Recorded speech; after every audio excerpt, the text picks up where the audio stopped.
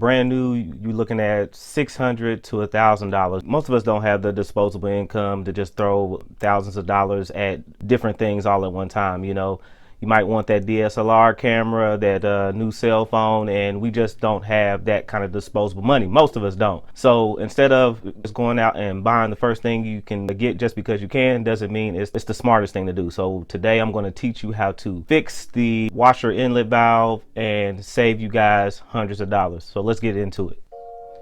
So this is the regular Kenmore washer, basic washers, 200 series, nothing out of the ordinary. Ours is that when we would turn the washing machine on, it would just sit there and just stall out. It wouldn't really do anything, but it would try to sense. The sensing would come on, and basically it would just stay there until the washing machine drained again. So we thought it was the actuator, which switches the washing machine into different modes. It's almost like a transmission or a clutch for your washing machine. Small little thing, changed it, it was the same thing. But as I dug into it, we found out what was wrong, and I'm gonna show you guys how to find out. You know, don't be scared about these things. You kind of look at these electronics as toys or Legos and trick yourself into thinking that this is just a, you know, a small thing. Have respect for it, and you'll be able to kind of troubleshoot these things and not let it get overwhelming and intimidate you. Exclaimer that I am not a professional. This is not a class or an institution. I am merely just showing you this for educational as well as entertainment purposes.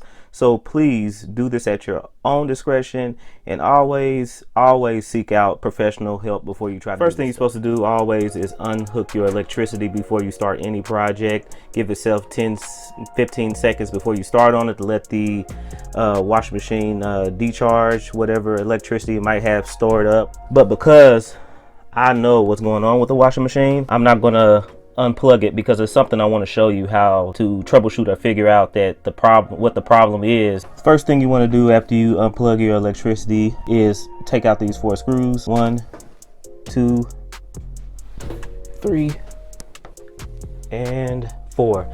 That will loosen this back panel.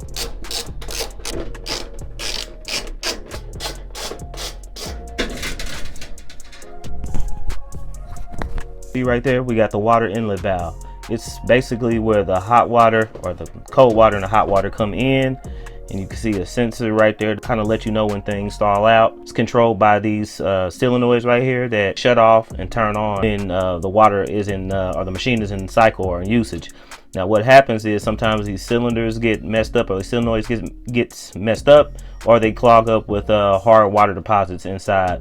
I don't know what's really wrong with it. You can't really fix them once something does happen deep down in it, so there's no point even looking at it. I'm gonna show you how to take off the front of this panel so we can get to work. So the front panel, you know, that has and houses all the knobs and the electrical board, is basically stuck on. You can't get it off, and you really don't know how to get it off if you don't know. But there is 2 spring-loaded knobs underneath this that you want to push, and that will release this whole thing and give you the ability to take it off.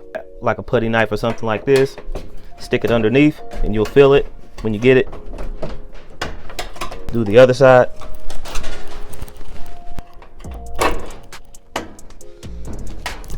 Those are the 2 springs. Now I'm going to show you why I left this thing plugged up with the water valve still on and the electricity still plugged in. I'm going to show you why. And be very careful, like I said, guys, disclaimer. I'm going to turn this on the normal setting, and it's on hot right now, or this on, yeah. And you see how it's the water is coming in there forcefully, right? Now turn it to cold. See how nothing is happening? Turn it back on hot.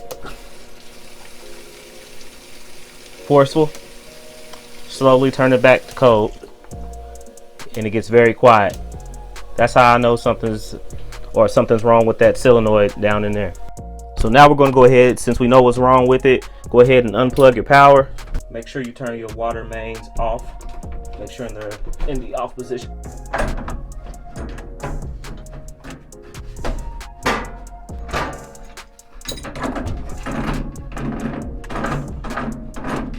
Get a little water and put a towel under there if you need to soak up some of that water.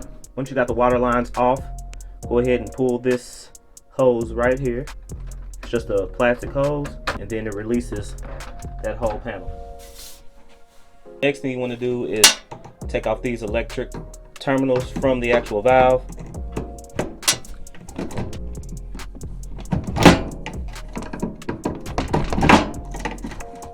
And then take off this clamp sensor right here in the middle. It's very important that you take care of these, because the new one I have didn't come with the extra cord, so the actual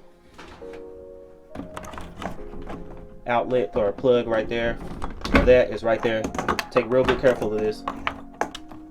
Next thing you want to do is take out these two screws. It's with a hex bit. Hope you guys can see that.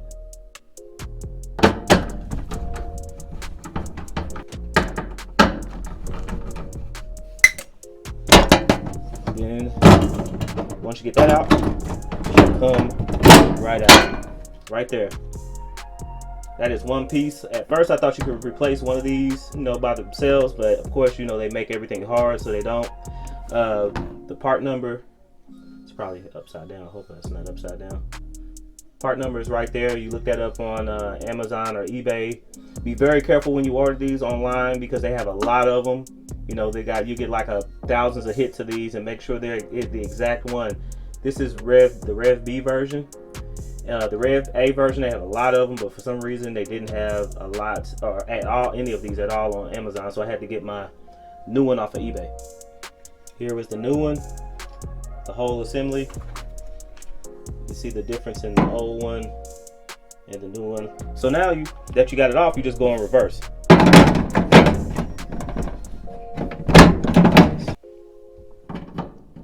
Screw the screws back in. Make sure you hand start both of them while you're here. You might as well. Never drive any of this stuff in with tools first. You always go with the hand. Sorry about that, I didn't have my mic on. Yeah, make sure you hand screw these things in first. Once you can't screw them anymore, go ahead and screw them in with the tool. You don't want to strip this plastic.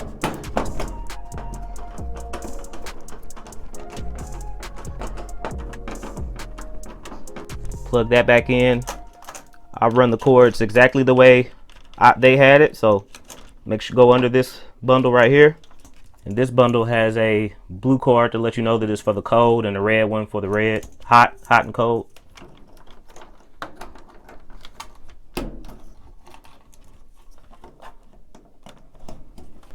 Put this clear piece right back on there. It's just standard thread tape, nothing special.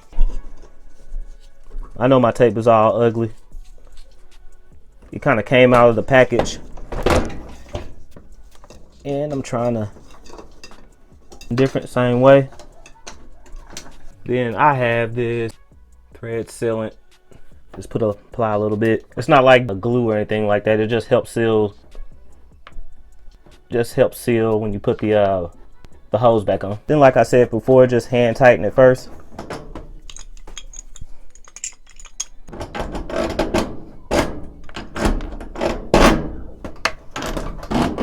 Tighten it up to the point that it's snug. Now what I want to do is run the test again. So we want to start it, put it on normal, start it on hot like I had before. You see the sensing light will come on. Be very careful, guys, because the electricity or the electronics are exposed. Oh, make sure you turn your water on first.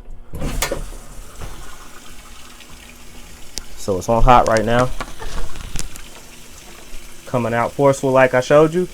Now let's turn it on cold. You see that? Hot. Cold.